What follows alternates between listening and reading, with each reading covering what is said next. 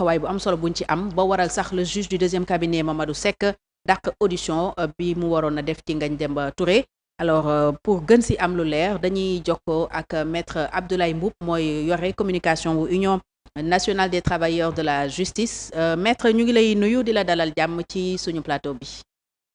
waaw maa ngi lay gërëm di la sant Fatou Thiam Ngom di nuyu également sa collaborateur yëpp ak sa téléspectateur bi ak internet yi. Alors suñu gënee mun a am son ci maître Mboup dina baax alors maître naka ngeen accueillir nouvelle arrestation wu seen naataango bi di Ngagne Demba Touré greffier comme yéen ñu teg ko loxo gannaaw ba mu ñibbisee bien sûr ci kaw mandat d'arrêt bi nga xam ne lancé woon nañ ko te mu mujjoon a dem gàddaay yi ba réewu Mali. waaw mais ñi ko ñu bari yëgee noonu lañ ko yëgee parce que dañoo jékki-jékki. ñu xamal ñu ne maître Ngagne Demba Touré dik ñëw na cueillir ko ci këram donc ce matin à la juge du deuxième cabinet moo ko lancé woon depuis le 22 septembre 2023 ci ay faits action de malfaiteur en relation avec l'entreprise terroriste, action manœuvre de nature à compromettre la sûreté de l'État, boole dinañ ci sax également outrage à majeur ñun engagement yi nga xam ne ñoom jëloon nañ ko muy waa nguur gi pour apaiser l'espace politique ba nga xam ne ñu sénégalais dinañu trouver autour de l'essentiel maanaam dem ci ay élections libres et transparentes ba pare inclusive xalaatuñu woon ne dinañ toog tey ci dégg ay arrestation yu jëm ci un citoyen sénégalais du surcroît politique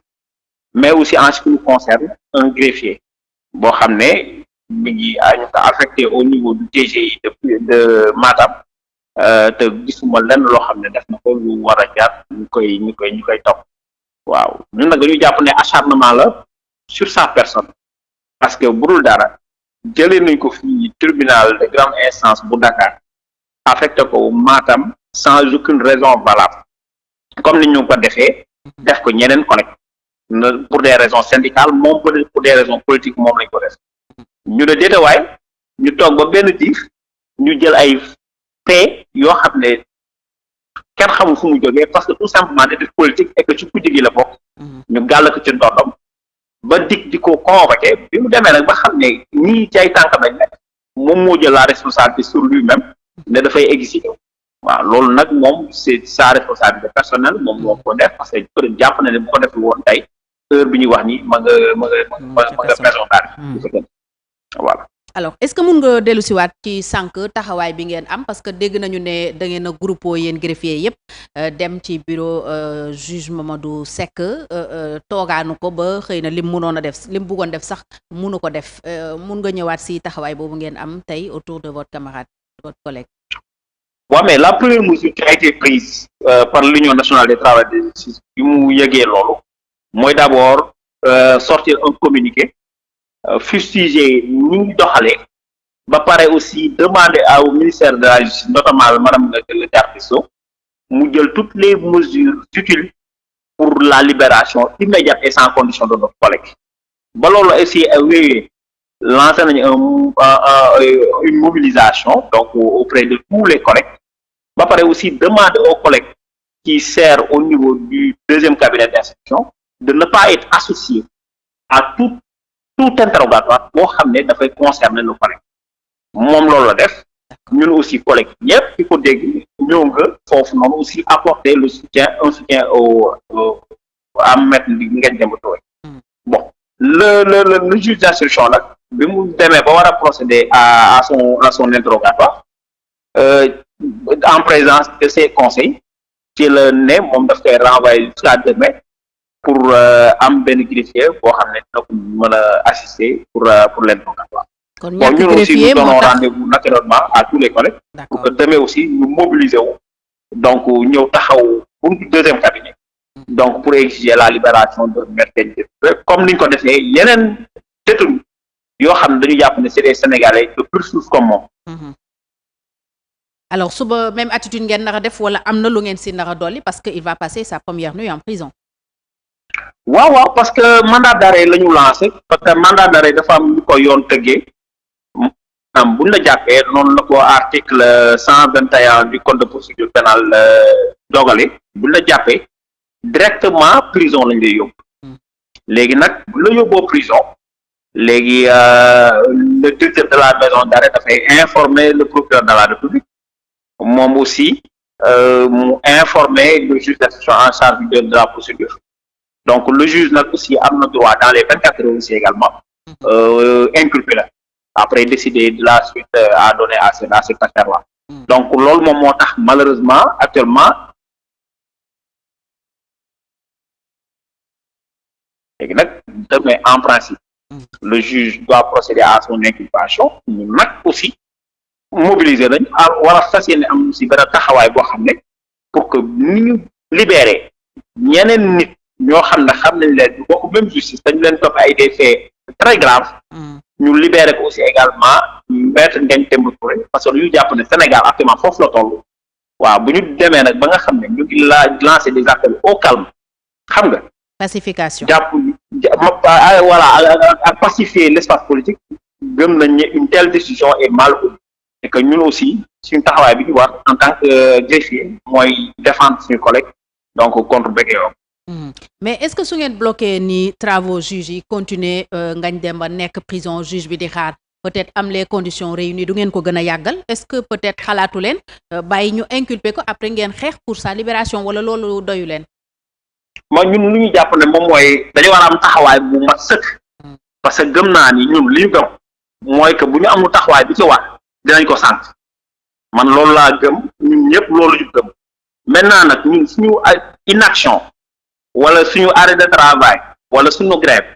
warul mën a tere juge def liggéeyam d'autant plus que code de procédure pénale dëxën nañ ci benn disons que benn possibilité pour le juge en tout cas en matière pénale mu requérir un greffier ad hoc donc ñun jàpp nañ ni rien ne s'oppose à ce que demain mu inculpé et que li ñuy ñaan moom mooy que soit mu placé ko contrôle judiciaire wala mu accordé ko une liberté provisoire le temps que l'enquête suit son cours parce que dañu jàpp ne quelle personne n'est au-dessus des lois mais dañu jàpp ne jël ngeen dem ngeen Demba Touré di ko poursuivre wala di ko incarcérer ci moment bi ñu toll nii jàpp ne c'est mal connu. suba kon juge bi mun na jël benn gendarme mu nekk greffier ad hoc comme ni muy amee su fekkee da ngeen a nekk ci mouvement d'humeur léegi bu fekkee daf ko inculper ba pare décider peut-être maintenir peut-être son séjour en prison yéen lan ngeen di def seen arrêt de travail bi da ngeen koy continuer wala da ngeen di réfléchir ci benn plan d'action pour le tirer d'affaire. waaw ñun de lépp loo xam ne laaj na ko dinañ ko def parce que nag dañuy nekk ñoo xam ne lii dañuy jàpp ne c'est la goutte d'eau qui a fait déborder le vase parce que yëgoo umpul woon ne que temps yi ñu ngi ci ay mouvement de grève ñu ngi am ay ñaxtu te ba léegi amul benn saafara waaw bu ñu jógee nag jëlaat kenn ci suñuy ñoñ au moment où ñu bari ci ñu ngi leen di génne ci kaso yi am ñeneen ñoo xam ne def nañ plus grave que lui amul benn poursuite bu ñu teg seen doon parce que tout simplement dañoo far fi enragé wu pour ne pas entrer dans le politique bon ñun dañu jàpp ne manque de respect la encore une fois donc ci suñu corporation te loolu nag ñun li ñu war moom mooy am benn taxawaay bu mat sëkk ba nga xam ne lii dina sase. d'accord seen jafe-jafe yi gën a jàmp jamono yi lan la li waraloon ngeen nekk ci mouvement d'humeur. bon li waraloon nekk ci ñu nekk ci mouvement d'humeur mooy li nga xam ne rek moom laa biraloon bi ma ñëwee seen plateau foofu mooy que dañu demandé woon le reclassement des greffiers à la hiérarchie A2 parce que quand même mënuñu comprendre dans une corporation mu am ñaari hiérarchie waaw ñi nekk P2 ñi nekk A2 loolu ça fait désordre de la même façon aussi ñu réclamé woon que agent administratif ñi nga xam ne ñu fi nekk dañu prévoir le corps des assistants de greffe parce que depuis 2018 ñu procéder à leur formation reclasser leen ñoom kii ñu demandé woon aussi à l'instar du collectif interministériel aussi l'allocation d'une indemnité de logement comme ni ko liggéeykat yi def amee mais aussi également ñun UNTJ dañu bokk dañu nekk benn syndicat bu représentatif dañu jàpp ne ñun liggéeykat seen intérêt fépp fu mu nekk ñun war nañ fa am représentation donc moom benn comité de gestion boo xam ne mooy gérer les fonds communs ñu demander la modification de l'arrêté interministériel prévoyant la composition pour aussi ñun tamit ñu mën fa am siège di surveiller en fait lépp loo xam ne dañ ko fay defal pour les travailleurs de la justice donc en gros loolu moo doon suñu revendication c'est pas la mer à boire mais bon jusqu'à présent il y a une mauvaise volonté de l'État de satisfaire ces revendications. Alors maître mënuma dalal un acteur de la justice te interpellé wu ma ko ci explication yi seen ministre de tutelle Aïssata Tall Sall joxe démb ci ngoon concernant libération détenus politiques yi dégg nañu ne ça a créé un malaise au sein des acteurs de la justice de la magistrature précisément yow en tant que greffier ban lecture nga am ci libération massive yooyu de détenus ñoo xam ne jàpp nañ ne defuñu woon dara mais niñ leen bàyyee surtout moo posé problème lan moo si ce commentaire en tant que greffier. Bon xam nga nag malheureusement wala heureusement am na yenn autorités yoo xam ne yoon dafa am ay porte ndool yu mu leen may waaw tey un procureur qui a l'opportunité de poursuite peut d'office aussi génne des réquisitions voilà favorables wala défavorables à des personnes toog nañ ba jëmmi jamono un peu les procureurs de la République peut-être voilà de connivence ou pas jël des réquisitions allant dans le sens en fait d'une libération des gens yi nga xam ne dañ leen teewoon bon lan mooy seen motivation man malheureusement xamuma waaw le ministre de la justice nag peut-être que moom elle est dans son rôle pour justifier que ne bon ce sont des raisons objectives qui ont prévalu à ces libérations de masse man malheureusement xamuma ci lu bari dama koy rafetlu rek parce que bu dul dara aussi ku ne xam na ni suñu prison yi c'est des prisons yoo xam ne dañoo engorgé il y a un surpeuplement carcéral bu ñu demee ba gis ne aussi ak li Sénégal laaj ak appel au calme bi nga xam ne ñu ngi koy saa yi laa ñu koy lancé bu ñu gisee ne loolu mën na pacifier en fait l'espace politique mais loolu dañ koy rafetlu rek waaw dañ koy rafetlu rek après les tenants des aboutissants malheureusement ñun mu maîtriser wu ko bàyyi bi dafay firndeel selon ñenn ñi que il y a bien une politisation de la justice wala mainmise de la politique des politiques disons si justice de l'exécutif sur le pouvoir judiciaire est-ce que mun na dafa am loo xam ne nag c'est d'ordre légal mooy que le ministère de la justice l'exécutif de façon générale dafa am un pouvoir direct sur le ministère public te le ministère public mooy le maître des poursuites loolu c'est textuel dans le code de procédure pénale maintenant loolu bu ñu bëggee mu jóge fi il faut qu'il y ait une réforme profonde notamment une réforme boo xam ne au niveau de l'Assemblée nationale bi nga xam ne jàpp nañ ñoom foofu la ñuy tëggee loi yi que ça soit moom une proposition de loi de l'exécutif dans ce sens wala moom une proposition de loi des députés dans ce sens waaw ñoom aussi foofu nag lañ leen di xaar waaw parce que nag boo jëlee ay nit nga fal leen bu ñu représenter le peuple da ngay xaar ci ñoom ñu jël di proposer des lois yoo xam ne ça va dans l'intérêt de la République et des citoyens bon loolu rek laa gis ni foofu la ñu mën a def maanaam dagg le cordon ombilical entre l'exécutif ak le parquet bu ko defee le parquet aussi am une certaine indépendance donc pour mën di xool l'opportunité voilà de certaines poursuites sans aucune injonction man je pense que c'est la solution structurelle donc il faudra adopter procéder à ces réformes jërëjëf maître Ablaye Mboup c'est des réformes profondes jërëjëf maître Ablaye Mboup li ñu war a jàpp ci waxtaan wi ñu sekkoon ak yow mooy yéen greffier yi UNTJ particulièrement def ngeen bloc autour de votre collègue Ngagne Demba Touré fas yéene dakkal liggéey bi ba keroog muy moom boppam loolu ñu fas yéene parce que bu dul dara Ngagne Demba Touré greffier bi mu doon aussi membre de l'Union nationale des travailleurs de la justice te loolu moom mooy suñu rôle ba nga xam ne képp koo xam ne suñu membre nga bu sa bët xonkee ñu am taxawaay bu bi ci wax très bien kuréel boobu yow yaa yore communication bi amoon nañu mbégte lool jokkoo ak yow maître Mboup ñu ngi lay gërëm mais tout le plaisir rek pour moi jërëjëf maître kon Cheikh ñoo ko déggandoo muy attitude bi nga xam ne greffier yi adopté nañ ko sànq bi ñu tegee loxo seen natango bi di Ngagne Demba Touré ñoom ñëpp dañu dem regroupé wu dans le bureau du juge du deuxième cabinet Mamadou Seck greffier bi nekkoon di siéger foofu tamit daal di gedd séance bi ne moom du assister foo xam ni fa la ñuy taqalee natangoom loolu tax juge bi sànq mujjut a inculpé Ngagne Demba Touré li ñu koy toppee bokk na ci association de malfaiteurs mais aussi def loo xam dafa jëm ci wàllu terrorisme les mêmes peut-être chefs d'inculpation yu ñu teg ci kaw Ousmane Sonko ak Bassirou Diomaye Faye alors Cheikh est-ce que arrestation boobu bett na la mais est-ce que aussi mënuñu wax ne la pacification est troublée parce que moment bi ñuy wax ne ñu ngi pacifier espace public Ngagne Demba ñibbisi en triomphe ñu dégg c'est-à-dire Top mi ngi ñëw pensé yaakaaroon nañ ne quand même am nañu assurance wala vraiment nous sommes dans la pacification mais lii est-ce que wonewul ne peut-être ça la pacification est troublée wala elle n'était pas vraiment une vraie pacification. Fatou bon l'arrestation bi nga xamante ni tey yëg nañ ko ci suba si. Arrestation ki nga xamante ni mooy maître Ngagne Demba Touré. Donc appartenant n'est-ce pas au parti à l'ex-Pastef. Bon nga xamante ni Ousmane Sonko moo doon seen njiit. ñu gis na ni quand même depuis un certain temps on assiste à des vagues de libération yi nga xamante ni démb. mais d'arrestation aussi en même temps hein. Oui d'arrestation mais comme bon arrestation moom jotoon na yegg à un point culminant où on était à plus de 1000 détenus politiques au Sénégal. ñu gis ne ni loolu jotoon na quand même depuis que le président a tenu son discours le 7 février dernier. Non seulement pour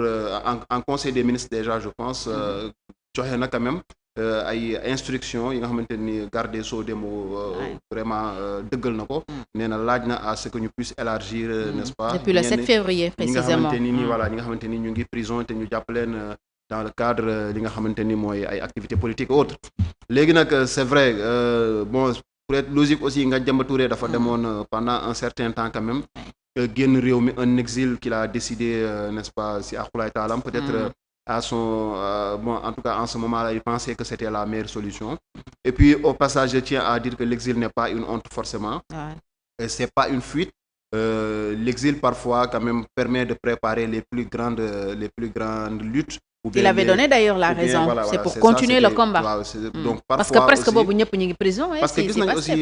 dans l'histoire politique du Sénégal, il y a des gens qui n'étaient pas forcément d'accord avec le régime, mais il y a eu des gens qui ont fait dans la clandestinité pendant très longtemps. Donc, d'autres sont partis. Donc ils ont mené des mouvements, d'autres ils sont partis donc pour pouvoir quand même continuer à se battre, à laisser vivre, n'est-ce pas, cette cause-là. Parce que aussi si toutes les personnes qui défendent la cause tey ñu ngi derrière les barreaux. Si biti après ce sera difficile donc mu am ñi nga xamante ni ils vont récupérer le combat ou bien le combat peut tomber entre des mains peut-être yi nga xamante ni inexperte tamit mener finalement cause bi si benn posture wala si benn position bi nga xamante ni après ce sera très compliqué mais amoon bon ginnaaw Ngagne Demba Touré nag bon amoon na lu ñu ko doon toppee ba far mu génn réew mi mais ñibbisi peut-être moi je me dis damay rafet njortu benn côté mooy d'abord peut-être c'est le contexte qui fait que les gens se posent des questions. Si on n'était pas dans un contexte de pacification de l'espace politique et autres, Ngagne Demba Touré, je pense qu'il ne lui passerait même pas une seule seconde à l'esprit l'idée de revenir au Sénégal. Parce que je pense que c'est à la lumière ou bien vraiment de ces libérations yu bëri yi nga xamante ni nemmeeku nañ ko ay plus de 400 ou 300 et quelques détenus yi nga xam ne génne nañ leen peut-être il s'est dit bon peut-être c'est le moment de retourner au pays parce que en fait il y a un vent n'est-ce pas de liberté qui souffle n'est-ce pas et que de pacification comme ni ko autorité yi waxee mais bu doon toon loolu dans les pressions normales de conditions de pression. Mais est-ce que ce n'est pas imprudent s'il n'a pas reçu des assurances parce que man bokk naa si ñu jàppoon ne am na ay garanties yu wér yu war a tax mu ñibbisi. Oui, mais am na j'ai vu man des réactions de militants de Pastef yu wax ne ce qu'il a fait c'est pas prudent. warul woon ñëw. C'est pas prudent. Aujourd'hui, il est le seul à pouvoir expliquer. S'il n'a pas des garanties, bien sûr. Il est le seul à pouvoir expliquer quelle est la posture qu'il a poussé à prendre cette décision-là. Parce que tamit génn sa réew dem lu yàgg dafa metti aussi 6 mois c'est déjà et puis surtout dans la contrainte quoi bu doon sax yaa jël sa dem fële ambassade jël sa visa dem fu la neex bon tu peux passer facilement 10 ans sans peut-être c'est bi muy dem il était convoqué en même temps que Toussaint Manga voilà donc dafa doon loo xamante ni xam nga lui il est parti moi je me dis bon d'abord c'est très difficile à analyser mais tey peut-être moi je me dis il peut faire preuve de bonne foi ne par exemple man mii kat dama kii nu mu tudd en fait dem naa mais gis naa ñu ngi libéré ni peut-être su ma demee mon dossier sera rangé et que du mujj fenn wala traité le plus rapidement possible il a reçu peut-être aussi peut-être des garanties nga xamante ni wax nañ ko ñëwal te boo ñëwee peut-être dara du la si fekk. wala ñu la bañ a inculper aussi parce que y a le mandat d'arrêt qui était déjà lancé. C'est ça. Donc peut-être mun nañu supposer lool aussi